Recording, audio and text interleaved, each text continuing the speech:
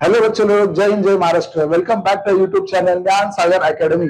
तो बच्चों लोग, आज के इस वीडियो लेक्चर में हमने 9th स्टैंडर्ड का एक चैप्टर स्टार्ट किया था, lesson number 4 measurement of matter. तो ये बच्चों लोग, इसका आज लास्ट पार्ट होने वाला है। पहले 3 पार्ट हमने इसके शूट करके डाल दिए बच्चों लोग।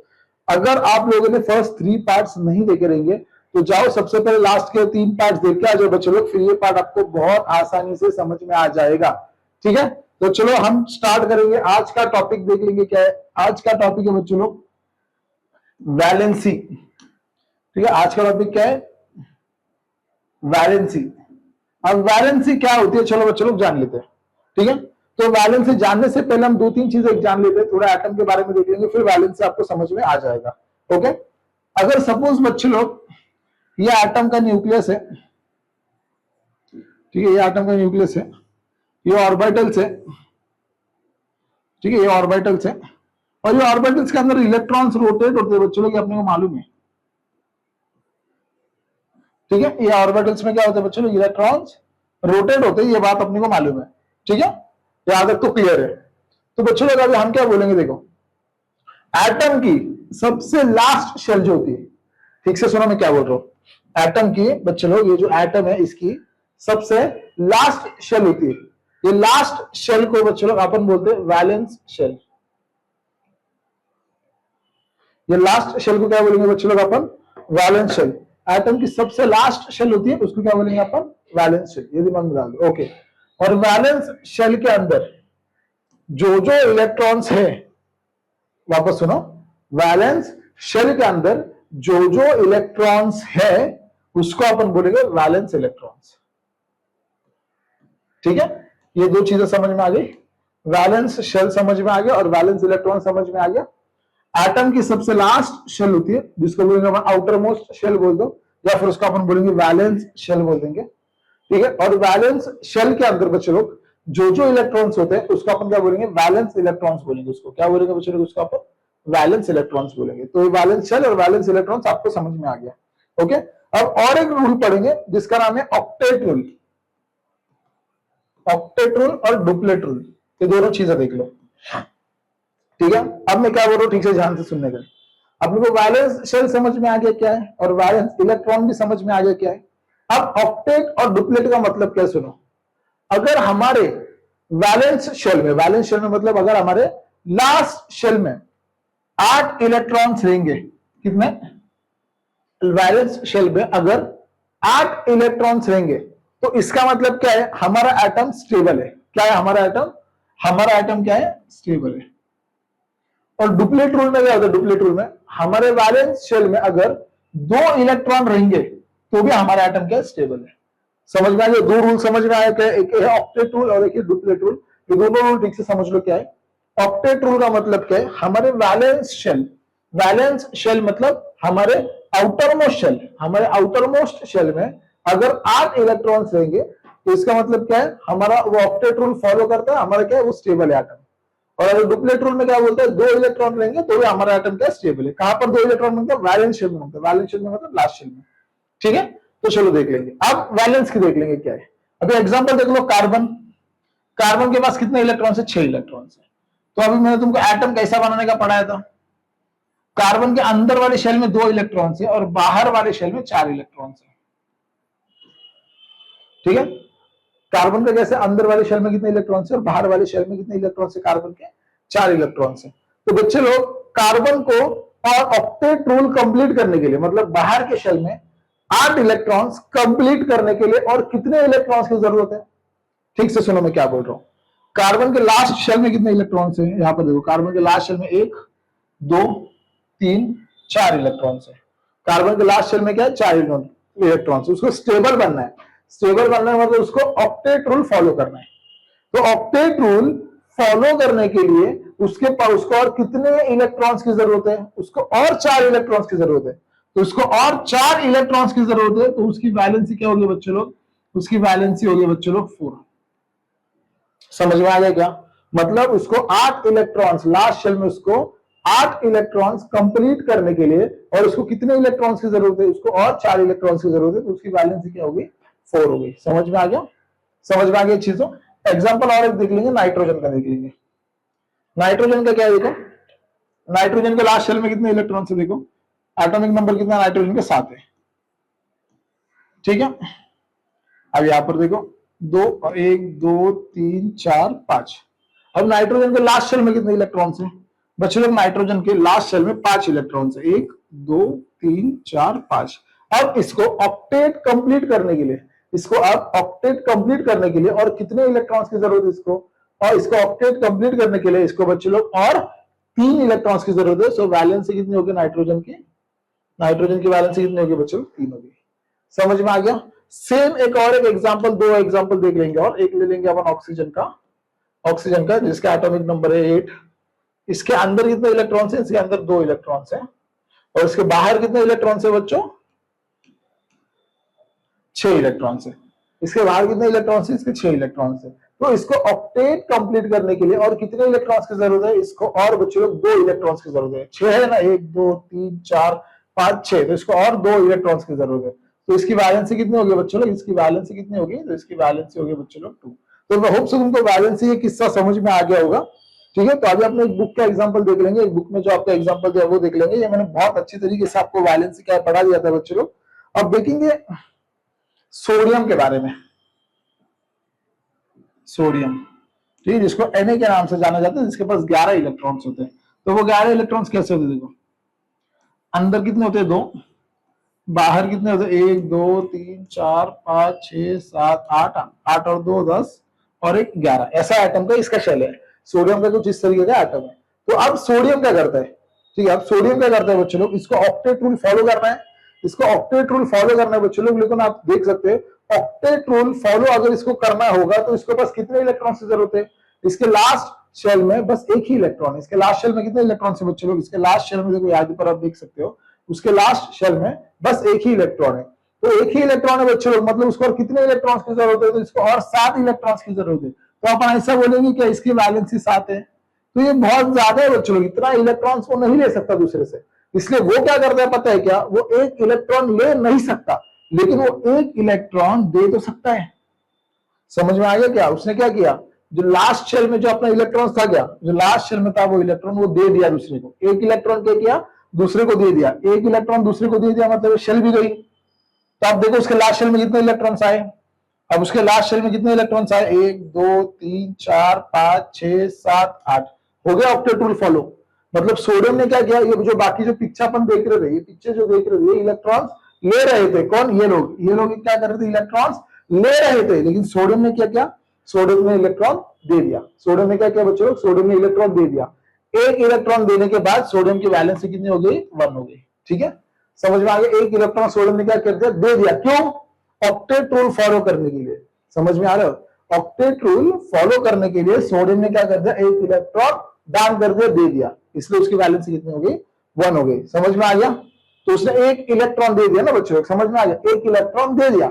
इलेक्ट्रॉन के ऊपर चार्ज होता है, एक इलेक्ट्रॉन के ऊपर एक नेगेटिव चार्ज होता है, तो उसने एक इलेक्ट्रॉन दे दिया, एक नेगेटिव चार्ज दे दिया, इसलिए सोडियम के ऊपर क्या चार्ज आता है, सोडियम के ऊपर प्लस चार्ज आता है। समझ में आ गया, सोडियम के ऊपर प्लस चार्ज क्यों आता है, क्योंकि उसने एक इलेक्ट्रॉन दे दिया ना, एक इलेक्ट्रॉन दे दिया मतलब एक नेगेटिव चार्ज दे दिया। अगर वो 2 इलेक्ट्रॉन देता तो 2 नेगेटिव चार्ज दे देता। समझ में आ गई बात, समझ में आ गई, वैलेंसी का एक हिस्सा समझ में आ गया, ओके, ठीक है बच्चों। और एक एग्जांपल देख लेंगे क्लोरीन का, तुम्हारे बुक का एग्जांपल है क्लोरीन, जिसका एटॉमिक नंबर है 17। उसका एटम देखो कुछ इस तरीके का है, 2 1 2 3 4 5 6 7 8, 1 2 3 4 5 6 7। अब बच्चों लोग क्लोरीन के लास्ट शेल में कितने इलेक्ट्रॉन्स देखो, 1 2 3 4 5 6 7। क्लोरीन के लास्ट शेल में कितने इलेक्ट्रॉन्स है, क्लोरीन के लास्ट शेल में 7 इलेक्ट्रॉन्स है। उसके लास्ट शेल में 7 इलेक्ट्रॉन्स है, उसको ऑक्टेट कंप्लीट करने के लिए और कितने इलेक्ट्रॉन्स की जरूरत है, तो उसको ऑक्टेट कंप्लीट करने के लिए बच्चों लोग उसको और एक इलेक्ट्रॉन की जरूरत है। एक इलेक्ट्रॉन मांगता है उसको ऑक्टेट कंप्लीट करने के लिए, तो उसकी वैलेंसी क्या हो गई, Cl की वैलेंसी क्या हो गई, उसकी 1 हो गई। तो वो एक इलेक्ट्रॉन ले रहा है, एक नेगेटिव चार्ज ले रहा है, इसलिए उसके ऊपर चार्ज क्या आएगा, माइनस। उसने 2 इलेक्ट्रॉन ले लिया तो उसके ऊपर चार्ज क्या आएगा, 2 माइनस। 3 इलेक्ट्रॉन ले लिया तो उसके ऊपर चार्ज क्या आएगा, 3 माइनस। समझ में आ रहा है क्या, उसके लास्ट शेल में कितने इलेक्ट्रॉन्स है, उसके लास्ट शेल में 7 इलेक्ट्रॉन्स है, उसको और एक इलेक्ट्रॉन की जरूरत है ऑक्टेट कंप्लीट करने के लिए बच्चे लोग। समझ में आ रहा है, तो इसलिए उसकी वैलेंसी क्या होगी 1, और इसलिए उसके ऊपर चार्ज क्या आएगा 1 माइनस। तो नेगेटिव है, ये पॉजिटिव है, नेगेटिव पॉजिटिव न्यूट्रल नहीं अट्रैक्ट, नेगेटिव पॉजिटिव क्या करेंगे अट्रैक्ट होंगे और ये NaCl फॉर्म हो जाएगा। ठीक है, समझ में आ गया NaCl कैसे फॉर्म हो गया बच्चों लोग? बहुत ही सिंपल भाषा में आपको समझा दिया मैंने चीजें। ठीक है, समझ में आ गया बच्चों लोग? ओके, तो चलो आइए नेक्स्ट अगला टॉपिक देख लेंगे अपन। अगला टॉपिक अपन देख लेंगे रेडिकल्स। अभी ये रेडिकल्स क्या होते हैं, रेडिकल्स क्या होते हैं बच्चों लोग, चलो देख लेंगे। अब बहुत ही सिंपल सा है रेडिकल्स मतलब क्या होता है, बहुत ही डिफिकल्ट टॉपिक नहीं रेडिकल्स का, इसके बारे में कुछ चर्चा नहीं करेंगे ज्यादा, सिर्फ आपको एक शॉर्ट में बता देंगे रेडिकल्स क्या है। ठीक है, एग्जांपल देख लेंगे। अगर सपोज एक होता है HCl, ठीक है HCl, ये HCl को बच्चों लोग अपन स्प्लिट करेंगे तो वो एक पॉजिटिव बन जाएगा H प्लस और एक Cl नेगेटिव बन जाएगा, है ना। HCl को अगर अपन ने सेपरेट कर दिया तो एक पॉजिटिव बन जाएगा और एक क्या बन जाएगा नेगेटिव बन जाएगा। तो H क्या बन रहा है, H पॉजिटिव बन रहा है और एक दूसरा Cl क्या बन रहा है, दूसरा नेगेटिव बन रहा है। तो यही रेडिकल्स है बच्चों, यही रेडिकल्स है। कौन सी भी चीज अगर स्प्लिट होगी तो एक पॉजिटिव बनेगा और एक नेगेटिव बनेगा। तो जो पॉजिटिव और नेगेटिव है ना बच्चों, बस यही रेडिकल्स होते हैं। ठीक है, यही रेडिकल्स होते हैं। तो दो टाइप के रेडिकल्स, एक पॉजिटिव रेडिकल्स होते हैं और एक नेगेटिव रेडिकल्स होते हैं। ठीक है, क्या होता है, एक पॉजिटिव रेडिकल्स होंगे और एक क्या होंगे बच्चों लोग, एक नेगेटिव रेडिकल्स होंगे। तो पॉजिटिव रेडिकल्स को देखेंगे अपन, क्या बोलेंगे, पॉजिटिव रेडिकल जो होते हैं बच्चों उसको अपन कैटायनिक रेडिकल्स बोल सकते हैं, या फिर उसको अपन बेसिक रेडिकल्स भी बोल देंगे। क्या बोलेंगे इसको अपन, कैटायनिक रेडिकल। ठीक है, जो पॉजिटिव होता है बच्चों उसको क्या बोलेंगे अपन, कैटायनिक रेडिकल, या फिर उसका दूसरा नाम है बच्चों उसको अपन बेसिक रेडिकल्स भी बोल सकते हैं। ठीक है, उसको क्या बोलेंगे अपन, बेसिक रेडिकल्स भी बोल सकते हैं। समझ में आ गया। और दूसरी जगह जो नेगेटिव रेडिकल होता है बच्चों लोग उसको अपन अनायनिक रेडिकल्स बोलेंगे। ठीक है, उसको क्या बोलेंगे अपन, अनायनिक रेडिकल्स बोलेंगे। और अनायनिक रेडिकल्स को बच्चों लोग अपन एसिडिक रेडिकल्स भी बोल सकते हैं। समझ में आ गया। कैटायनिक रेडिकल और अनायनिक रेडिकल समझ में आ गया। ठीक है, जिसके ऊपर पॉजिटिव चार्ज होता है वो कैटायनिक रेडिकल होता है, जिसके ऊपर नेगेटिव चार्ज होता है वो अनायनिक रेडिकल्स होता है। कैटायनिक रेडिकल्स का दूसरा नाम है बेसिक रेडिकल्स, अनायनिक रेडिकल्स का दूसरा नाम है एसिडिक रेडिकल्स। तो ये चीज आपको समझ में आ गई बच्चों लोग। ठीक है, अब एग्जाम में क्वेश्चन कैसे आएगा, एग्जाम में आपको क्या बोलेंगे वो लोग कि एक लिस्ट दे देंगे, इसमें से कौन से कैटायनिक रेडिकल्स है, कौन से अनायनिक रेडिकल्स है वो बताओ। तो चलो वो लिस्ट देख लेंगे। यहाँ पर देखो अभी ऐसा दिया होगा Ag plus Cu plus 2 Cl minus I minus SO4 2 minus और क्या देंगे यहाँ पर Fe2 प्लस क्या आएगा यहाँ पर Ca प्लस 2। अब इसी लिस्ट दे देंगे बच्चों लोग, और ये लिस्ट में से वो बोलेंगे कैटायनिक रेडिकल सेपरेट करो और अनायनिक रेडिकल सेपरेट करो। तो चलो अपन सेपरेट कर देंगे, मैं तुम्हारे लिए करके देता। अपने बच्चे क्या करेंगे, कैटायनिक रेडिकल्स कौन से हैं, कभी कैटायनिक रेडिकल पहचानने का कैसे, कैटायनिक रेडिकल्स कौन से हैं बच्चों लोग, जिसके ऊपर पॉजिटिव चार्ज रहेगा वो क्या है, वो कैटायनिक रेडिकल्स। तो किसके इसके ऊपर पॉजिटिव चार्ज है, देखो 1 2 3 4, ये 4 क्या हो गए कैटायनिक रेडिकल्स। यहाँ पर लिख देंगे Ag plus comma Cu plus 2 comma Fe plus 2 comma Ca plus 2 comma. तो ये सब क्या हो गए, ये सब आपके कैटायनिक रेडिकल्स हो गए। और बाद में यहाँ पर लिखेंगे आयनिक रेडिकल्स कौन से इसमें से बताओ। फिर आयनिक रेडिकल जो बचे हुए ये 4 है, कौन से, ये वाले 4 है बचे हुए, ये तुम यहाँ पर लिख देंगे कौन से, Cl minus I minus SO4 2 minus, ये जो है 3। तो ये आप लोग यहाँ पर लिख देंगे। और ध्यान में रखने का बच्चों लोग, कैटायनिक रेडिकल्स का दूसरा नाम बेसिक रेडिकल्स है और अनायनिक रेडिकल्स का दूसरा नाम एसिडिक रेडिकल्स है, ये दिमाग में डाल देने का। समझ में आ गया बच्चों लोग? ओके, ये बात समझ में आ गया आपको, रेडिकल्स का किस्सा खत्म हो गया। तो चलो आज का सबसे लास्ट टॉपिक अपन देखने वाले हैं, जो कि है अपना केमिकल फॉर्मूला कैसे लिखते हैं। एसिडिक रेडिकल्स बेसिक रेडिकल्स का किस्सा खत्म हो गया। अब अपन देखेंगे बच्चों लोग कि केमिकल फॉर्मूला कैसे लिखा जाता है। ठीक है, उसके लिए तुमको वैलेंसी आना नेसेसरी है, वापस बोल रहा हूं। अब एग्जांपल देख लेंगे, NaCl। ठीक है, NaCl क्या है। अब Na की वैलेंसी कितनी है बच्चों लोग, Na की वैलेंसी कितनी है, 1 है, मैंने तुमको पढ़ाया था। Cl की वैलेंसी कितनी है, 1 है, वो भी मैंने तुमको पढ़ाया था। ठीक है, अब दोनों की वैलेंसी मैंने उसके नीचे लिख ली। दोनों की वैलेंसी बच्चों लोग लिखने के बाद उसको क्या करने का, अपने को क्रॉस मल्टीप्लाई करने का है। क्या करने का, क्रॉस मल्टीप्लाई करने का है। क्रॉस मल्टीप्लाई करने के बाद क्या आएगा, Na भी एक बार है, Cl भी एक बार है।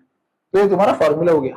समझ में आ गया फॉर्मूला कैसे लिखने का है, दोनों की वैलेंसी लिखने का और उसको क्रॉस मल्टीप्लाई कर देने का। और एक एग्जांपल देख लेंगे आपकी बुक का। ठीक है, NaSO4 देखो, Na है और SO4 है। अब Na की वैलेंसी कितनी है, 1 है। SO4 की वैलेंसी कितनी है, 2 है, तो आपने को क्या करने का है, cross multiply, only cross multiply, बात खत्म। तो Na कितने बार हो गया, क्रॉस मल्टीप्लाई करने के बाद Na 2 बार हो गया, SO4 कितने बार हो गया, 1 बार हो गया। तो आपने को क्या फॉर्मूला मिला, Na2SO4। समझ में आ गया Na2SO4 कैसे मिला, कुछ नहीं करने का, डायरेक्ट क्रॉस मल्टीप्लाई कर देने का। और एक एग्जांपल, ज्यादा नहीं, और एक एग्जांपल देख लेंगे।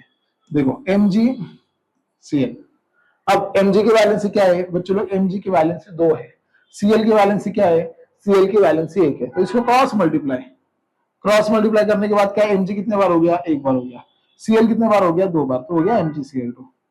समझ में आ गया ये बच्चों लोग, समझ में आ गया आपको कैसे लिखना है, बहुत ही सिंपल है। ठीक है बच्चों लोग, तो अपन ने आज का टॉपिक खत्म कर दिया है। ठीक है, पूरा चैप्टर अपन खत्म कर देंगे। दूसरा चैप्टर भी एसिड बेस वाला, वो भी मैं तुमको पढ़ाऊंगा, सारे के सारे टॉपिक्स में तुमको पढ़ाने वाला हूँ बच्चों लोग। ठीक है, आप अपना वीडियो शेयर करो, लाइक करो, कमेंट करो, अपने सारे दोस्तों को भेज दो बच्चों लोग। ये टॉपिक के हैंड रिटन नोट्स भी हम आपको अवेलेबल कर देंगे हमारे गूगल प्ले स्टोर पे। हमारा ज्ञान सागर एकेडमी का ऑफिशियल मोबाइल ऐप है, अगर आपने डाउनलोड नहीं किया होगा तो जाओ वो डाउनलोड कर लो, और वहां पर आपको सारे hand written notes, important question, quiz और एक्सेट्रा एक्सेट्रा सारी चीजें बच्चों लोग आपको वहां पर मिल जाएगी। ठीक है, पसंद आ गया होगा तो लाइक करो, सब्सक्राइब करो। Thanks for watching.